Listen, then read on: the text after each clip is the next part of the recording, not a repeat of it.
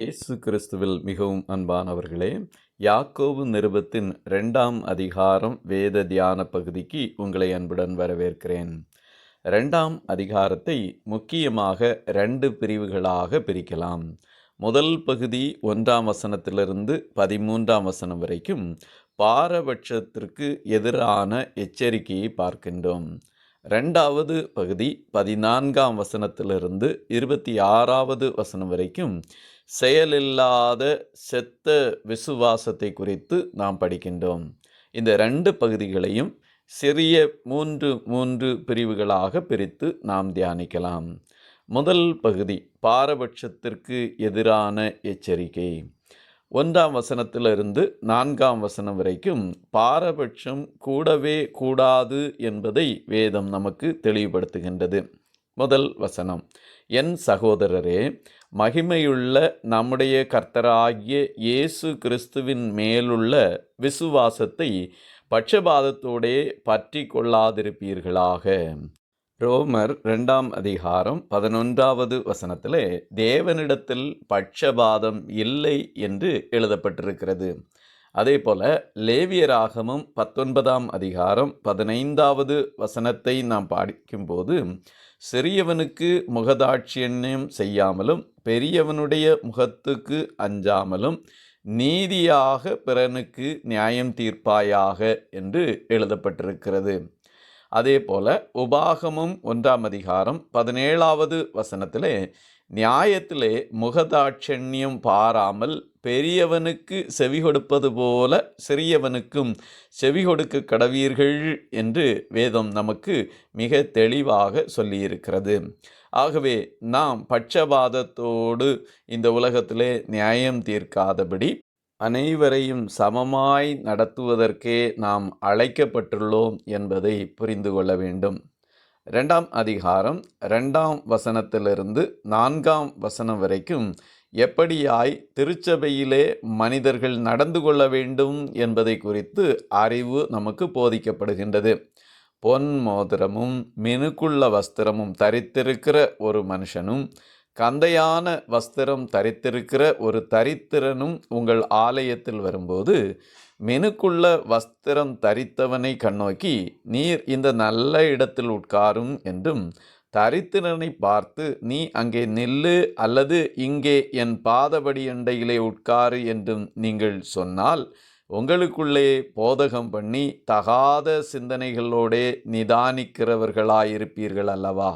இப்படிப்பட்ட மாறுபாடான வாழ்க்கை உங்களுக்குள்ளாய் இருக்கக்கூடாது.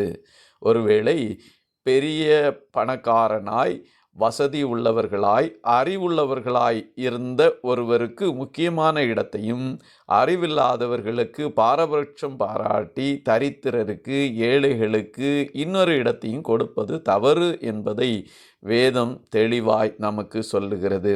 ஆகவே பட்சபாதம் கூடாது. 2வது பகுதியாக 5ஆம் வசனத்திலிருந்து 7 வரைக்கும் ஏழைகளாய் தரித்திரராய் இருக்கிறவர்கள் கர்த்தரின் பார்வையிலே மதிப்பு மிக்கவர்கள் என்பதை வசனம் நமக்கு தெளிவுபடுத்துகின்றது. 2ஆம் அதிகாரம் 5வது வசனத்திலே, என் பிரியமான சகோதரரே கேளுங்கள், தேவன் இவ்வுலகத்தின் தரித்திரரை விசுவாசத்தில் ஐஸ்வர்யவான்களாகவும் தம்மிடத்தில் அன்பு கூறுகிறவர்களுக்கு தாம் வாக்குத்தத்தம் பண்ணின ராஜ்யத்தை சுதந்தரிக்கிறவர்களாகவும் தெரிந்து கொள்ளவில்லையா? ஆண்டவர் இந்த உலகத்தில் உள்ள தரித்திரரை விசுவாசத்தில் ஐஸ்வர்யவான்களாக மாற்றி இருக்கின்றார். லூக்கா எழுதின நற்செய்தி நூலின் 6ஆம் அதிகாரம் 20வது வசனத்திலே இயேசு தம்முடைய சீசர்களை நோக்கி பார்த்து, தரித்திரராகிய நீங்கள் பாக்கியவான்கள், தேவனுடைய ராஜ்யம் உங்களுடையது என்று அழைக்கின்றார்.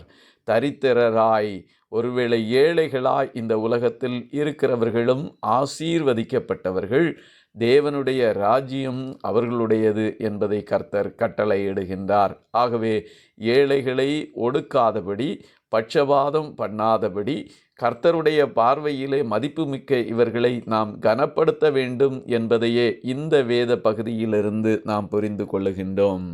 3வதாக நாம் பட்சபாதம் செய்வது ராஜரீக பிரமாணத்திற்கு எதிரானது என்பதை 2ஆம் அதிகாரத்தின் 8ஆம் வசனத்திலிருந்து 13ஆம் வசனம் வரைக்கும் உள்ள பகுதியிலே கற்றுக்கொள்ளுகின்றோம். 2ஆம் அதிகாரம் 8ஆம் வசனத்திலே, உன்னிடத்தில் நீ அன்பு கூறுவது போல பிறனிடத்திலும் அன்பு கூறுவாயாக என்று வேத வாக்கியம் சொல்லுகிற ராஜரீக பிரமாணத்தை நீங்கள் நிறைவேற்றினால் நன்மை செய்வீர்கள். ஆகவே ராஜரீக பிரமாணத்தின் அடிப்படையிலே நாம் எப்படி நம்மில் அன்பு கூறுகிறோமோ அதே போல நமக்கு அடுத்தவர்களிடத்திலும் நாம் அன்பு கூற வேண்டும். மத்தேயு 22ஆம் அதிகாரத்தின் 37ஆம் வசனத்திலிருந்து தொடங்கி 40ஆம் வசனம் வரைக்கும் நாம் படிக்கும்போது இந்த ராஜரீக பிரமாணத்தை குறித்து சொல்லப்பட்டிருக்கிறது. 39வது வசனத்தில் இதற்கு ஒப்பாயிருக்கிற 2ஆம் கற்பனை என்னவென்றால், உன்னிடத்தில் நீ அன்பு கூறுவது போல பிறனிடத்திலும் அன்பு கூறுவாயாக என்பதே.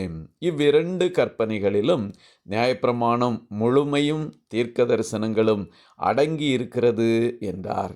ஆகவே இரட்சகராகிய இயேசு கிறிஸ்து நமக்கு ஏற்படுத்தி தந்த ராஜரீக பிரமாணம் நாம் யாராயிருந்தாலும் சரி, ஏழைகளாயிருந்தாலும் பணக்காரர்களாயிருந்தாலும் நம்மை போல அவர்களிடம் அன்பு கூற வேண்டும் என்பதையே. இதைத்தான் லேவியராகமும் 19ஆம் அதிகாரம் 18ஆம் வசனத்தின் பின்பகுதியிலே, உன்னிடத்தில் நீ அன்பு கூறுவது போல் பிறனிலும் அன்பு கூறுவாயாக, நான் கர்த்தர் என்று உரைக்கிறார். அன்பானவர்களே, பழைய ஏற்பாடும் புதிய ஏற்பாடும் நிச்சயமாகவே நாம் ராஜரீக பிரமாணத்தை பின்பற்ற வேண்டும் என்பதை தெளிவுபடுத்துகின்றது. ஆகவே இனம், மொழி, நிறம், பட்டம், பதவி, செல்வம், செல்வாக்கு, இப்படி பல்வேறு விதமான பாகுபாடுகள் சபையில் தலை தூக்கக்கூடாது, அவற்றிற்கு நாம் ஆதரவாளர்களாய் இருக்கக்கூடாது என்பதையே தெளிவுபடுத்துகின்றது. 2ஆம் அதிகாரம் 9வது வசனத்திலே, பட்சபாதமுள்ளவர்களாய் இருப்பீர்களானால் பாவம் செய்து மீறினவர்களென்று நியாயப்பிரமாணத்தினால் தீர்க்கப்படுவீர்கள். ஆகவே பட்சபாதம் கூடவே கூடாது என்பதை வேதம் நமக்கு மிக மிக தெளிவாக சொல்லுகின்றது. 13ஆம் வசனத்திலே, ஏனென்றால் இரக்கம் செய்யாதவனுக்கு இரக்கமில்லாத நியாய தீர்ப்பு கிடைக்கும், நியாய தீர்ப்புக்கு முன்பாக இரக்கம் மேன்மை பாராட்டும். நம்முடைய வாழ்க்கையிலே நாம் இரக்கம் உள்ளவர்களாக இருக்க வேண்டும். லூக்கா 6ஆம் அதிகாரம் 36, 37ஆம் வசனங்களிலே, உங்கள் பிதா இரக்கமுள்ளவராயிருக்கிறது போல நீங்களும் இரக்கமுள்ளவர்களாயிருங்கள், மற்றவர்களை குற்றவாளிகள் என்று தீர்க்காதிருங்கள், மற்றவர்களை ஆக்கினைக்குள்ளாகும்படி தீர்க்காதிருங்கள், விடுதலை பண்ணுங்கள், அப்பொழுது நீங்களும் விடுதலை பண்ணப்படுவீர்கள் என்பது தெளிவுபடுத்தப்பட்டிருக்கிறது. ஆகவே நம்முடைய பரமபிதாவை போல நாமும் இரக்கம் உடையவர்களாய் இருக்க வேண்டும் என்பதையே வேதம் விரும்புகிறது. அப்படியே வேத சத்தியத்தின்படியாய் நாம் இரக்கமுள்ளவர்களாய் காணப்பட அழைக்கப்பட்டோம். 2வது பகுதியாய் நாம் படிக்கின்ற 14ஆம் வசனத்திலிருந்து 26வது வசனம் வரைக்கும் செயல் இல்லாத மரத்த செத்த விசுவாசத்தை குறித்து சொல்லப்பட்டிருக்கிறது. 2வது பகுதியின் முதல் பகுதியான 14ஆம் வசனத்திலிருந்து 17ஆம் வசனம் வரைக்கும் செயல்களின் முக்கியத்துவம் இங்கே சொல்லப்பட்டிருக்கிறது. 14ஆம் வசனத்திலே, என் சகோதரரே, ஒருவன் தனக்கு விசுவாசம் உண்டென்று சொல்லியும் கிரியைகளில் இல்லாதவனானால் அவனுக்கு பிரயோஜனம் என்ன? அந்த விசுவாசம் அவனை இரட்சிக்குமா? ஆகவே விசுவாசம் இருக்கிறவர்கள் தங்கள் வாழ்க்கையிலே கிரியை செய்ய வேண்டும். 1 யோவான் 2ஆம் அதிகாரம் 4வது வசனத்திலே, அவரை அறிந்திருக்கிறேன் என்று சொல்லியும் அவருடைய கற்பனைகளை கை கொள்ளாதவன் பொய்யனாய் இருக்கிறான், அவனுக்குள் சத்தியம் இல்லை. ஆகவே அவரை அறிந்திருக்கிறேன் என்று சொல்லுகிறவன் தன் வாழ்க்கையிலே ஆண்டவர் சொன்ன கற்று தந்த கற்பனைகள் அனைத்தையும் கை கொள்ள வேண்டும்.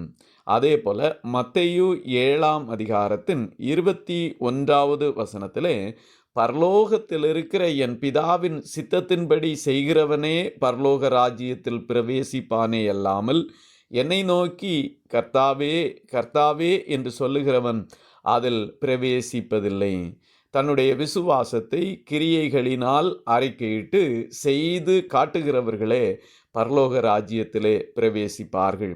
அதை விளக்கப்படுத்தும்படியாய் 15-16 வசனங்களிலே ஒரு சகோதரனாவது சகோதரியாவது வஸ்திரமில்லாமலும் அனுதின ஆகாரம் இல்லாமலும் இருக்கும்போது உங்களில் ஒருவன் அவர்களை நோக்கி நீங்கள் சமாதானத்தோடே போங்கள், குளிர் காய்ந்து பசியாருங்கள் என்று சொல்லியும் சரீரத்திற்கு வேண்டியவைகளை அவர்களுக்கு கொடாவிட்டால் பிரயோஜனம் என்ன? இந்த உலகத்திலே ஆண்டவர் நமக்கு தந்திருக்கிறவைகளில் நாம் நிச்சயமாய் மற்றவர்களுக்கு பகிர்ந்து கொடுத்து கிரியையினாலே நம்முடைய விசுவாசத்தை காட்ட வேண்டும். இதை 1 யோவான் 3 17-18 வசனங்களிலே நாம் படிக்கின்றோம். 18வது வசனத்திலே, என் பிள்ளைகளே, வசனத்தினாலும் நாவினாலும் அல்ல, கிரியையினாலும் உண்மையினாலும் அன்பு கூற கடவோம். நாம் வார்த்தை பேசுவது நல்லதுதான், ஆனால் அதைவிட நம்முடைய கிரியையினால் அன்பு கூற வேண்டும். இதைத்தான் 17வது வசனத்திலே, அப்படியே விசுவாசமும் கிரியைகள் இல்லாதிருந்தால் தன்னிலே தானே செத்ததாயிருக்கும். நம்முடைய கிரியை மிக முக்கியமானது என்பதை இதிலே நாம் கற்றுக்கொள்ளுகின்றோம். ரோமர் 2 வசனத்திலே, நியாயப்பிரமாணத்தை கேட்கிறவர்கள் தேவனுக்கு முன்பாக நீதிமான்கள் அல்ல, நியாயப்பிரமாணத்தின்படி செய்கிறவர்களே நீதிமான்கள் ஆக்கப்படுவார்கள், கிரியை நடப்பிக்கிறவர்களே நீதிமான்கள் ஆக்கப்படுவார்கள் என்பதை இதிலே நாம் படிக்கின்றோம். ஆகவே நம்முடைய வாழ்க்கையிலே இருதயத்திலே விசுவாசிக்கிறோம் என்று சொல்வதை விட விசுவாசித்த நாம் அதை நம்முடைய செயலிலே காட்ட வேண்டும்.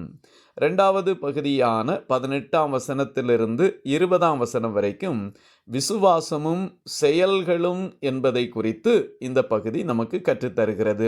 18வது வசனத்திலே, உனக்கு விசுவாசம் உண்டு, எனக்கு கிரியைகள் உண்டு, கிரியைகள் இல்லாமல் உன் விசுவாசத்தை எனக்கு காண்பி, நான் என் விசுவாசத்தை என் கிரியைகளினாலே உனக்கு காண்பிப்பேன் என்பானே. ஆகவே நம்முடைய வாழ்க்கையிலே கிரியைகளினாலே தான் நம்முடைய விசுவாசத்தை நாம் வெளிக்காட்ட முடியும். இதை தவிர கிரியைகள் செய்யாதபடி விசுவாசத்தை காட்ட முடியாது. நம்மை படைத்தவராகிய ஆண்டவர் நம்மை நற்கிரியைகள் செய்வதற்கே படைத்திருக்கின்றார். எபேசியர் 2 வசனத்திலே, ஏனெனில் நற்கிரியைகளை செய்கிறதற்கு நாம் கிறிஸ்து இயேசுவுக்குள் சிருஷ்டிக்கப்பட்டு தேவனுடைய செய்கையாயிருக்கிறோம். ஆகவே எப்போதும் நற்கிரியை செய்ய அழைக்கப்பட்டிருக்கிறோம் என்பதிலே தெளிவாயிருப்போம். 19வது வசனத்திலே, தேவன் ஒருவர் உண்டென்று விசுவாசிக்கிறாய், அப்படி செய்கிறது நல்லதுதான், பிசாசுகளும் விசுவாசித்து நடுங்குகின்றன. நிச்சயமாகவே பிசாசுகளும் விசுவாசிக்கின்றன. இதை பல முறை நாம் சுவிசேஷ புத்தகங்களிலே படிக்க முடியும். எடுத்துக்காட்டாக லூக்கா 4 33-34 வசனத்திலே, அசுத்த ஆவி பிடித்திருந்த ஒரு மனிதன் வந்து அசுத்த ஆவியினாலே சொல்லுகின்றான், உம்மை இன்னார் என்று அறிவேன், நீர் தேவனுடைய பரிசுத்தர் என்று உரத்த சத்தமிட்டான். இப்படி விசுவாசித்து நடுங்கினாலும் ஆண்டவருடைய வசனத்துக்கு பிசாசுகள் கீழ்ப்படுகிறதில்லை. ஆகவே விசுவாசிக்கிற நாம் நம்முடைய செயல்களினாலே விசுவாசத்தை வெளிக்காட்ட அழைக்கப்பட்டிருக்கிறோம். 3வது பகுதியான 2 உதாரணங்கள் சொல்லப்பட்டிருக்கிறது. 21 வசனத்திலிருந்து 26 வசனம் வரைக்கும் ஆபிரகாமும் ராகாவும் ஒரு சிறந்த உதாரணங்களாக சொல்லப்பட்டிருக்கிறார்கள். விசுவாசித்தார்கள், அவர்கள் தங்கள் விசுவாசத்தை செயலிலே காட்டினார்கள். அதே போல ஆண்டவருடைய பிள்ளைகளாகிய நாம் விசுவாசிக்கிற விசுவாசத்தை நம்முடைய செயல்களினாலே காட்டுவதற்காக அழைக்கப்பட்டிருக்கிறோம். செயலற்ற விசுவாசம் செத்ததாயிருந்து பயனற்றதாய் மாறி போகிறது. பயனுள்ளவர்களாய் நாம் உண்மையுள்ள உயிருள்ள விசுவாசமுடையவர்களாய் காணப்படுவோம். பட்சபாதம் பண்ணாமல் இருப்போம். கர்த்தர் நம்மை ஆசீர்வதித்து நடத்துவாராக. ஆமீன், ஆமீன், ஆமீன்.